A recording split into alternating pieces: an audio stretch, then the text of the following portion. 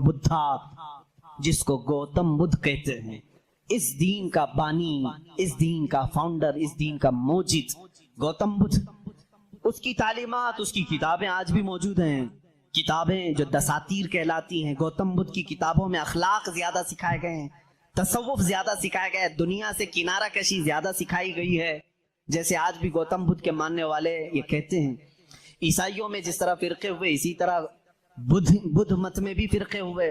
اس میں سے جیسے کچھ ننگے رہنے والے، کچھ لوگ کپڑے پہننے والے، کچھ پوری دنیا کو چھوڑنے والے، کچھ دنیا میں سے تھوڑا چکھنے والے، سب طرح کے ہوئے۔ لیکن گوتم بدھ کی جو تعلیمات تھی وہ دنیا سے کنارہ کشی کے لیے تھی۔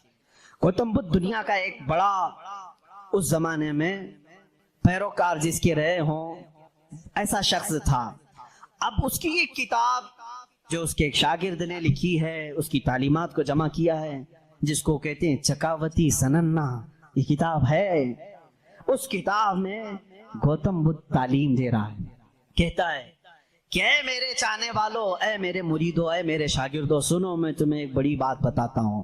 کہا میں ایک ہی بدھا نہیں ہوں، دنیا میں ایک بہت بڑا بدھا آئے گا۔ بدھا کہتے ہیں پاکیزہ اور مقدس آدمی کو، مقدس آدمی کو بدھا اس زبان میں کہا جاتا ہے۔ ایک اور بڑا بدھا آئے گا اور وہ تبلیغ کرے گا۔ اس کی تبلیغ شروع میں بھی عروج پر ہوگی اور جب پھیلے گی تو ہزاروں کی تعداد میں ہوگی۔ اس نے کہا جس طرح میرے شاگرد سینکڑوں میں ہیں، اس کے شاگرد لاکھوں میں ہوں گے۔ بدھا نے کہا گوتم بدھ عیسیٰ علیہ السلام سے بھی 700 سال پہلے کا ہے، 700 سال پہلے عیسیٰ علیہ السلام سے۔ میں تو عیسیٰ علیہ السلام کا ذکر کر چکا بھی۔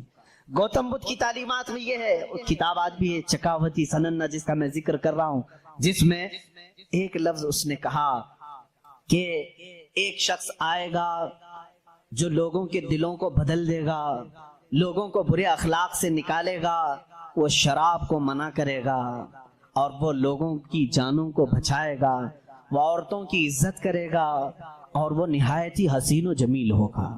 یہ سب الفاظ موجود ہیں۔ اس کے شاگردوں نے پوچھا اب وہ آئے گا تو ہم اس کو کیسے پہچانیں؟ اس نے بھی ایک لفظ کہا، اس نے کہا وہ مائتریہ ہوگا۔ یہ وہی الفاظ میں بیان کر رہا ہوں، تھوڑے خشک ہیں، اس کو سمجھ لیں آپ، اس لیے کہ میری تقریر وہ لوگ بھی سنیں گے تو وہ چیک کریں گے۔ مائتریہ ہوگا، گوتم بدھ کہتا ہے وہ آئے گا، وہ اس کو مائتریہ کہیں گے، مائتریہ کہیں گے۔ مائتریہ کا اب لفظ کا ترجمہ نکالنا پڑے گا کہ کیا ہے یہ، حقیقت میں اس کا معنی کیا ہے۔ مائتریہ کا جب عربی میں ٹرانسلیٹ کیا گیا تو اس کو کہا گیا رحمت للعالمین۔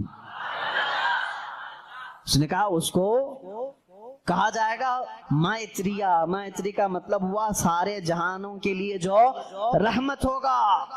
مجھے بتاؤ میرے عزیزوں، سارے جہانوں کے لیے رحمت میرے نبی کے علاوہ کون بن کر آیا؟ قرآن کہتا وما ارسلناک الا رحمت للعالمین، اے محبوب ہم نے آپ کو سارے جہانوں کے لیے رحمت بنا کر کے بھیجا ہے۔ گوتم بدھ نے پھر جو نشانیاں بتائی وہ حیرت کی ہیں، حیرت کی ہیں۔ اس کا ایک خادم تھا انندا نام سے، اس خادم کو لے کر کے وہ ہمیشہ چلتا تھا اور اس کی وہ بڑی حفاظت کرتا تھا انندا۔ اور سری لنکا کی زمین پر یا کسی اور علاقے میں اس نے انندا نے پوچھا کہ تم جس مائتریہ کا ذکر کرتے ہو کہ ایک بڑا بدھا آئے گا، اس کی کچھ نشانیاں بھی تو بتاؤ۔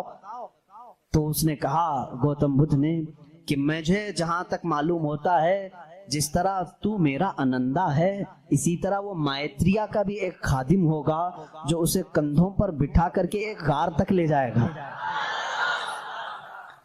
اور دوسرے کچھ الفاظ میں اس کی تشریح بعض لوگوں نے کہا وہ حضرت انس رضی اللہ تعالیٰ عنہ جو حضور صلی اللہ علیہ وسلم کے خادم تھے، ہمیشہ حضور کے ساتھ رہتے تھے، ہر جنگ میں حضور کے ساتھ تھے، ڈیفنس کے لیے رہتے تھے، حضرت انس رضی اللہ تعالیٰ عنہ۔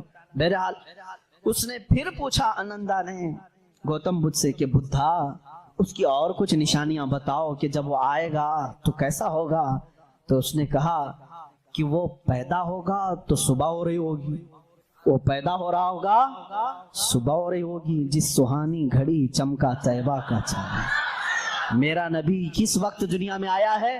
صبح صادق کے وقت ہے، جب صبح سورج ابھی طلوع نہیں ہوتا، جو نماز فجر کا وقت ہو رہا ہوتا ہے، اسی صبح صادق میں میرے آقا کی جلوہ گری ہوئی ہے۔ یہ ان کی کتابوں سے. میں پہلے اب یہاں پر ایک بات اس کو واضح کر دوں، اسپشٹ کر دوں اس چیز کو ان کی زبان میں، کہ ہمیں ہماری نبی کو پہچاننے کے لیے کسی دوسرے دین کی ضرورت نہیں. میں اپنے نبی کو رحمت للعالمین تسلیم کرتا ہوں. میرا قرآن کہہ رہا ہے بس مجھے کافی ہے. میں تو تم سے کہہ رہا ہوں، ان لوگوں سے جس کو تم مقدس مانتے ہو، چلو ہم انہی کو اٹھا کر تمہیں بتائیں. ظاہر سی بات ہے، الفضل لما شہید بھی الاعداء، عربی میں کہا جاتا ہے فضیلت تو اس کی ہے جس کی دشمن بھی گواہی دیتے ہوں. اب بدھا یہ کہتا ہے، گوتم بدھ یہ کہتا ہے کہ وہ بدھا آئے گا تو وقت صبح کا ہو رہا ہوگا. پھر کہا اس نے کہ اس کی ایک اور علامت میں تمہیں بتاؤں کہ اس کو بہت بڑی بصیرت ملے گی، بہت بڑی بصیرت، نالج اس کے پاس بہت بڑا آئے گا. اتنا بڑا آئے گا کہ وہ اس نالج سے پوری دنیا کو دیکھے گا. اتنا نالج اس کے پاس، میں اس کو بصیرت کو نالج کہہ رہا ہوں، اتنی فہم اتنی ادراک اس کو ملے گی. یہ گوتم بدھ کہہ رہا ہے اپنے خادم سے آنندا سے کہ اتنی نالج اس کو ملے گی کہ اس سے وہ پوری دنیا کو دیکھے گا اور اسی سے وہ پوری دنیا کے نظام کو چلانے کی بات کرے گا. لیکن اس کی علامت یہ ہوگی کہ وہ جو نالج، وہ جو بصیرت اس کو ملے گی اس بدھا کو، وہ رات کے وقت ملے گی. وہ کب ملے گی؟ رات کے وقت ملے گی. میں یہ کہتا ہوں جس بصیرت کا وہ ذکر کر رہا تھا میرے مصطفیٰ کے لیے، وہ قرآن پاک ہے اور وہ نازل ہوا ہے. قرآن خود کہتا ہے انا انزلناہ فی لیلۃ القدر، ہم نے قرآن کو نازل کیا ہے. کب نازل کیا ہے؟ لیلۃ القدر میں، رات کے وقت نازل کیا ہے. گوتم بدھ کہہ رہا ہے اسے ایک بصیرت ملے گی، بہت بڑی نالج ملے گی اور وہ رات کے وقت ملے گی اور وہ رات بہت چمکدار ہوگی. وہی تو ہمارا قرآن کہہ رہا ہے لیلۃ القدر خیر من الف شہر. اس رات کو تم کیا جانو، وہ ایک رات 1000 مہینوں سے بہتر ہے. رات کے وقت بصیرت ملی. تیسری اور ایک اس نے علامت بتائی. اس کے خادموں نے بہت پوچھا، انہوں نے پوچھا اچھا کیا باقی بدھوں کے لیے پوچھا، اور اس نے کہا کہ اس کی ایک اور علامت تم دیکھو کہ وہ مائتریہ جو ہے، وہ جو سب سے بڑا بدھا ہوگا، وہ جب دنیا سے جا رہا ہوگا تو وہ بھی رات کا وقت ہوگا. دنیا سے جا رہا ہوگا وہ بھی رات کا وقت ہوگا، لیکن اس کے چلے جانے کے بعد کوئی اس جیسا بدھا قیامت باقی کبھی نہیں آئے گا، کبھی نہیں آئے گا. اور اس رات اندھیرا ہوگا. یہ سب اس نے، یہ چکاوتی سننا جو کتاب میں بتا رہا ہوں اس میں اور کچھ دساتیر ہیں اس میں یہ باتیں بیان کی گئی. اب میں آپ کو بتاؤں وفات رسول کے متعلق. میرے آقا صلی اللہ تعالیٰ علیہ وسلم جس وقت دنیا سے رخصت ہو رہے تھے، ماں عائشہ صدیقہ رضی اللہ تعالیٰ عنہا اس کی گواہ ہیں. وہ پیر کا دن تھا، شام ہو چکی تھی، رات کا وقت تھا، بعض روایات میں ہے. رسول کریم صلی اللہ تعالیٰ علیہ وسلم اس وقت نزع کی عالم میں تھے. حضرت عائشہ صدیقہ کے زانوں پر سر رکھ کر آرام فرما تھے اور اچانک دروازے پر دستک ہوئی اور حضور اکرم صلی اللہ علیہ وسلم نے فرمایا اجازت ہے اندر آ جاؤ. حضرت عائشہ نے کہا کون ہے جو اندر آ رہا ہے، اس حالت میں آپ کی تکلیف ہے ابھی؟ رسول کریم صلی اللہ علیہ وسلم نے فرمایا عائشہ یہ وہ آیا ہے جو کسی کے پاس جانے کے لیے کبھی اجازت نہیں مانگتا، وہ ملک الموت، صرف میرے پاس آنے کے لیے وہ اجازت مانگ رہا ہے اور آج کے بعد پھر کسی کے پاس جانے کے لیے اجازت نہیں مانگے گا. میں نے اجازت دی تھی. ملک الموت آئے، رسول کریم صلی اللہ تعالیٰ علیہ وسلم کی روح پاک کو نکالا، رب اعلیٰ کے پاس لے گئے. یہ حضور کی وفات کے آخری اوقات، وہ بڑے غمگین ہیں، میں پھر جذبات میں ڈوب جاؤں گا. حضور اکرم صلی اللہ تعالیٰ علیہ وسلم جب وفات پائے، حضرت عائشہ صدیقہ رضی اللہ تعالیٰ عنہا کو خبر ہی نہیں تھی اس چیز کی، وہ باتیں کرتے ہوئے مصروف تھی. حضور اکرم صلی اللہ تعالیٰ علیہ وسلم کے ساتھ باتیں کرنے میں وہ مصروف تھیں. اچانک صدیق اکبر رضی اللہ تعالیٰ عنہ حجرے میں داخل ہوئے. اندھیرا تھا. حضور اکرم صلی اللہ علیہ وسلم کے جسم اقدس کے پاس جیسی آئے، حضرت صدیق اکبر نے محسوس کر لیا کہ اللہ کے آخری رسول اب دنیا سے پردہ فرما چکے. آپ اپنے آنسوؤں کو ضبط نہ کر سکے. آپ نے انا للہ پڑھا اور سیدھے میرے آقا کے ماتھے کو بوسہ دیا اور اس کے بعد روتی ہوئی آنکھوں سے صدیق اکبر نے کہا واللہ لن یجمع الموتین، اللہ کی قسم اب اللہ تعالیٰ دوسری موت کبھی آپ پر نہیں لائے گا. ایک موت آنی تھی وہ آ گئی، اے رسول اب دوسری موت کبھی نہیں آئے گی. حضرت عائشہ نے یہ سن کر کے فوراً استعجاب کا اظہار کیا. وہ کہتی ہیں اس وقت تک انہیں احساس نہیں ہوتا کہ یہ آقا رسول کریم صلی اللہ تعالیٰ علیہ وسلم دنیا سے پردہ کر چکے ہیں۔ حضرت عائشہ کو انہوں نے اٹھایا، میرے آقا صلی اللہ تعالیٰ علیہ وسلم کے جسم ناز کو جب انہوں نے سلایا، جانتے ہو یہ وہ رات تھی، یہ وہ رات تھی۔ حضرت عائشہ کہتی ہیں میرے حجرے میں حضور کا یہ آخری دن تھا، لیکن سوئے اتفاق کہ اس رات میرے گھر میں چراغ جلانے کے لیے تیل بھی نہیں تھا، چراغ جلانے کے لیے تیل بھی نہیں تھا۔ یہ روایت مشہور ہے۔ جس رات رسول کریم صلی اللہ علیہ وسلم کی وفات ہوئی وہ اندھیری رات تھی، اور اندھیرا کیوں نہ ہو جب سورج غروب ہو جائے، جب آفتاب غروب ہو جائے تو اندھیرا کیسے نہ ہو۔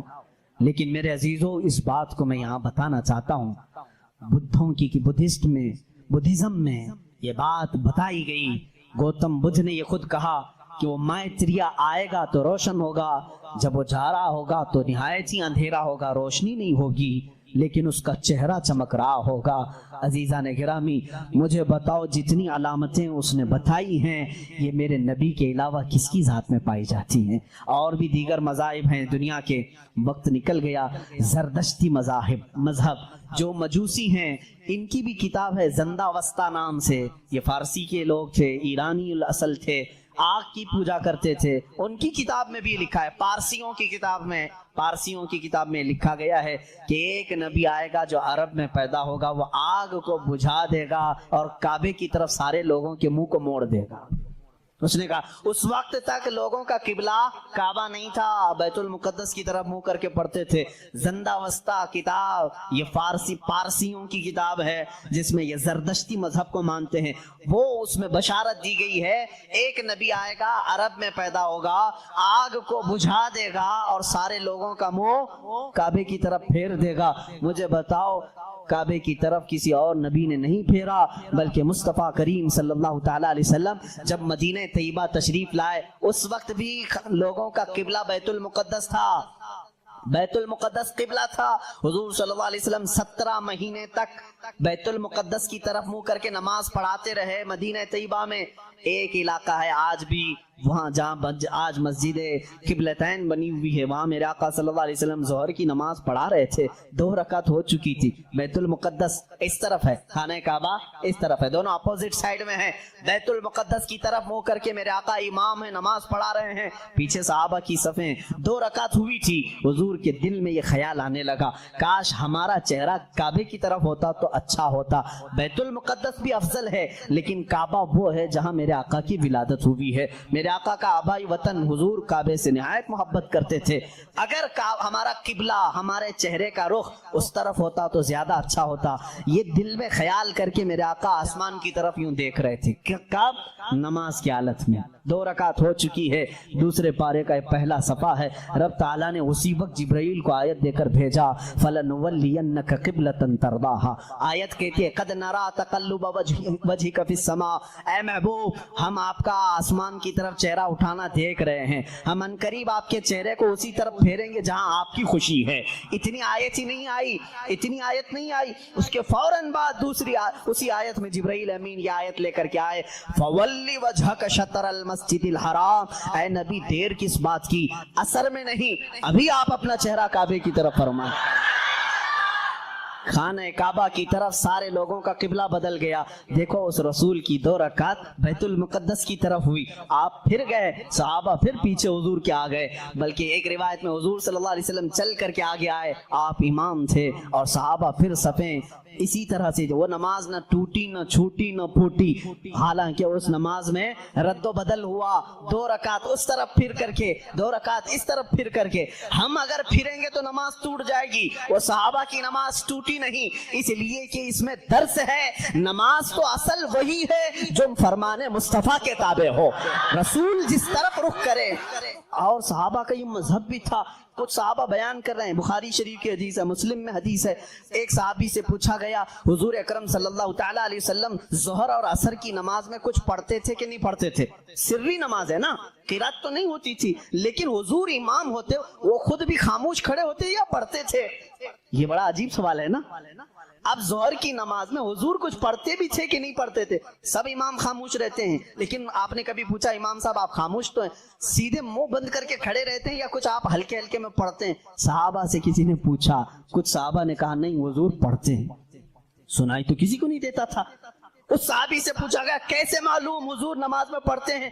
کہتے ہیں حضور اکرم صلی اللہ علیہ وسلم کی داڑھی ہلتی ہوئی ہم نماز میں دیکھتے تھے، حضور پاک کی داڑھی ہلتی تھی، اس کی علامت ہے کہ حضور کچھ تلاوت کرتے تھے۔ اب اس صحابی سے پوچھو آپ کا چہرہ کس طرف ہوتا تھا؟ آپ کا چہرہ کس طرف ہوتا تھا؟ نماز تو قبلے کی طرف منہ کر کے پڑھی جاتی ہے، آپ حضور کا چہرہ دیکھ رہے تھے، داڑھی ہلتی ہوئی دیکھ رہے تھے۔ وہ صحابی کی زبان سے بھی وہی ان کی روح پکارے گی جو اعلیٰ حضرت نے کہا ہے، حاجیو آؤ شہنشاہ کا روزہ دیکھو، کعبہ تو دیکھ چکے، کعبے کا کعبہ دیکھو۔ پورے دنیا بھر کے آپ دوسرے مذاہب میں بھی دیکھیں گے، ریلیجنز، وہ لوگ بھی تپسیا کر رہے ہیں، آتما کی شکتی حاصل کر رہے ہیں، الفاظ الگ ہیں، اور وہ پاور آف سول کہتے ہیں کرسچن لوگ، ہندو لوگ آتما کی شکتی کہتے ہیں۔ اس کے لیے وہ دنیا کو ترک کر رہے ہیں، کچھ کلمات کے جاپ کر رہے ہیں، کسی نہ کسی طرح سے وہ اپنی روح کو بڑھانے کی کوشش کر رہے ہیں۔ تو سب ادیان میں یہ کوئی ایک کانسیپٹ پایا جاتا ہے۔ میں آپ کو بتاتا ہوں اصلی روح کی طاقت وہ ہے، روح نے اگر اپنے رب کو پہچان لیا تو یہ سب سے بڑی طاقتور ہے۔ اللہ عز و جل نے انسان کو پیدا کیا ہے تو جسم اور روح دو ایسی چیزوں کے ساتھ رکھا ہے کہ دونوں کا ایک دوسرے کے لیے ہونا لازم ہے۔ روح کے بغیر جسم کا بھی کوئی کام نہیں، اور روح ہے، جسم نہیں ہے تو اس روح کو بھی کوئی کام نہیں۔ روح اور جسم دونوں لازم ملزوم ہیں، اور جب تک ان دونوں کا رشتہ ہے زندگی ہے، اور جہاں ان دونوں کا رشتہ ٹوٹا تو اس کو مردہ کہا جاتا ہے۔ روح اور جسم کا تعلق ختم ہوتی ہی زندگی بدل جاتی ہے۔ اب مسئلہ یہ ہے روح اور جسموں میں افضل کون ہے، کون زیادہ اعلیٰ ہے؟ تو اب یہ دیکھا جاتا ہے کہ آپ یہ سمجھتے ہوں گے کہ صرف روح ہے اور جسم نہیں ہے، تو کیا مطلب ہے روح کا؟ لیکن روح اور جسم کا جب کمپیریزن ہوگا تو روح اس میں بہت بلند و بالا ہے۔ اس کی وجہ یہ ہے کہ روح کے نکل جانے کے بعد جسم زیادہ دیر تک نہیں سلامت رہ سکتا، چند گھنٹے چند دنوں کے بعد اس کے اندر سڑن پیدا ہوگی اور یہ سڑ گل جائے گا۔ روح کے نکلنے کے بعد جسموں کی کوئی اوقات نہیں رہ جاتی، جسم سب مٹی میں مل جاتے ہیں، گل جاتے ہیں۔ نبیوں کے اور شہیدوں کے جسموں کو چھوڑ کر بات کر رہا ہوں عام طور پر۔ لیکن روح کیا چیز ہے؟ اللہ تبارک و تعالیٰ فرماتا ہے قرآن پاک میں، محبوب آپ سے یہ روح کے بارے میں پوچھتے ہیں یہ کیا ہے؟ آپ فرماتے ہیں روح اللہ کے حکم کا نام ہے، روح اللہ کا حکم ہے۔ تو روح جس کے اندر موجود ہے اس کے ساری چیزیں ایکٹیو ہیں، سب چیزیں حرکت کر رہی ہیں، حتیٰ کہ آپ سننے کی جو طاقت رکھتے ہیں اس لیے کہ روح آپ کے جسم کے اندر ہے، اور میں بول رہا ہوں یہ طاقت ہے اس لیے کہ روح ابھی موجود ہے۔ ہاتھ اٹھ رہا ہے، پیر چل رہے ہیں، زبان مزہ چک رہی ہے، آنکھیں جھپک رہی ہیں، یہ ساری حرکتیں روح کے ہونے کی وجہ سے ہیں۔ روح کا تعلق ختم ہو جائے تو جسم یہ سارے حرکتیں نہیں کر سکتا۔ اب میں آپ کو بتا رہا ہوں تھوڑی سی چیزیں آپ توجہ لے لیں۔ روح جب ہمارے جسم کے اندر ہے تو ہم کیا کیا کر سکتے ہیں، اور روح نکل جانے کے بعد کیا نہیں کر سکتے، یہ دماغ میں رکھیے آپ۔ ایک مردہ نہ ہاتھ اٹھا سکتا ہے، نہ پیر اٹھا سکتا ہے، نہ آنکھ کھول سکتا ہے، نہ زبان سے چک سکتا ہے، کچھ نہیں کر سکتا۔ لیکن روح ہونے کے وقت آپ بھی اور ہم بھی کیا کیا کر سکتے ہیں؟ ہم اپنا ہاتھ بھی اٹھا سکتے ہیں، پیر سے جہاں تک چاہے چل سکتے ہیں، بول سکتے ہیں، سن سکتے ہیں، دیکھ سکتے ہیں، سب ہے۔ روح ہونے کے وقت اتنا سب جو کر سکتے ہیں یہ اتنا ہی نہیں، بلکہ میں آپ کو بتا دیتا ہوں اس روح کی اگر کوئی تربیت کرتا ہے تو یہ روح اس کو اتنی طاقت عطا کرتی، اتنی کہ وہ جو سامنے حرکتیں ہو رہی ہیں ہاتھ پیر ہلانے کی، یہ بڑھتے بڑھتے بڑھتے اتنی ہو جاتی ہے کہ اس کے لیمیٹیشن ہی نہیں ہے۔ روح اس کو اتنی طاقت پہنچاتی ہے کہ آج روح میرے اندر ہے، میں سامنے کی دیوار تک دیکھ رہا ہوں، اور روح طاقتور ہو جائے تو ہو سکتا ہے وہ مشرق میں بیٹھ کر مغرب کے حالات کو دیکھ رہا ہوں، وہ شمال میں بیٹھ کر کے جنوب کے حالات دیکھ سکتا ہے۔ روح کی طاقت جب بڑھ جاتی ہے تو ہو سکتا ہے آج میرا ہاتھ آج میرا ہاتھ جتنا لمبا ہے وہاں تک کی چیز چھو سکتا ہوں، پکڑ سکتا ہوں، لیکن روح کی طاقت جب بڑھ جاتی ہے تو بیٹھے بیٹھے مدینہ طیبہ سے ملک شام میں بھی کسی کی مدد کر سکتا ہے۔ اب میں آتا ہوں اسی گفتگو پر، تو پھر میرے عزیزو، روح کی تربیت کے لیے کیا کرنا چاہیے؟ پورے دنیا بھر کے آپ دوسرے مذاہب میں بھی دیکھیں گے، ریلیجنز، وہ لوگ بھی تپسیا کر رہے ہیں، آتما کی شکتی حاصل کر رہے ہیں، الفاظ الگ ہیں، اور وہ پاور آف سول کہتے ہیں کرسچن لوگ، ہندو لوگ آتما کی شکتی کہتے ہیں۔ اس کے لیے وہ دنیا کو ترک کر رہے ہیں، کچھ کلمات کے جاپ کر رہے ہیں، کسی نہ کسی طرح سے وہ اپنی روح کو بڑھانے کی کوشش کر رہے ہیں۔ تو سب ادیان میں یہ کوئی ایک کانسیپٹ پایا جاتا ہے۔ میں آپ کو بتاتا ہوں اصلی روح کی طاقت وہ ہے، روح نے اگر اپنے رب کو پہچان لیا تو یہ سب سے بڑی طاقتور ہے۔ اور روح جس وقت اللہ رب العزت کو، اپنے خالق کو پہچان لیتی ہے تو وہ رب تبارک و تعالیٰ کی قرب پانے کا جو اس کا مقام ہے وہ ولایت کا مقام ہے، اور وہیں سے اس کی طاقت کا اضافہ ہو جاتا ہے۔ ہمیں اس روح کی تربیت کیسی کرنی ہے؟ روح کی تربیت کیسی ہو؟ دیکھیں، آپ کو ایک سمپل سی بات بتا رہا ہوں، جسم کو صبح ناشتہ نہ کرو، دوپہر کا کھانا نہ کھاؤ تو شام تک آپ ہلنے لگ جائیں، اور اگر 3 وقت کا کھانا چھوڑو تو کمزوری جسم پر اور چہرے پر ظاہر ہونے لگ جائے گی۔ کیوں؟ اس لیے کہ جسم کو بھوک لگتی ہے اور ہم کھانا کھاتے ہیں، اسی طرح روح کو بھی بھوک لگتی ہے۔ روح کی غذا اللہ کا ذکر ہے، ذکر اللہ ہے، اور جب بندہ اللہ کا ذکر کرتا ہے تو اس کی روح تر و تازہ ہوتی ہے۔ اور یہاں تو برسوں سے اللہ کا ذکر ہی نہیں کیا تو کسی کی روح بیمار اتنی ہو چکی ہے کہ اسے کچھ نہیں پتا، صرف چلتا پھرتا ایک لاشا ہے، چلتا پھرتا ایک جسم ہے، روح تو ہے موجود لیکن بڑی کمزور اور بڑی غریب۔ اس روح کو طاقتور بناؤ اللہ کے ذکر سے، ذکر اللہ سے۔ اب آپ کو میں بتاتا ہوں، جہاں یہ روح سلامت ہوتی ہے، انسان کا جسم مر بھی جائے تو اللہ تبارک و تعالیٰ اس کی روح کو اسی طرح باقی رکھتا ہے۔ روح باقی ہے، مرنے کے بعد بھی انسان کے جسم کو قبر میں رکھ دیے جانے کے بعد بھی روح باقی ہے، روح باقی ہے۔ اور روح جب تک طاقتور ہے وہ کیا سے کیا کر سکتی ہے، تصرف اللہ تبارک و تعالیٰ اس کو عطا کیا ہے۔ موت کے بعد بھی اولیاء کاملین کی زندگیاں ہم جو دیکھتے ہیں وہ اسی بنیاد پر ہے کہ انہوں نے اپنی زندگیوں میں جسم سے زیادہ اپنی روح کا خیال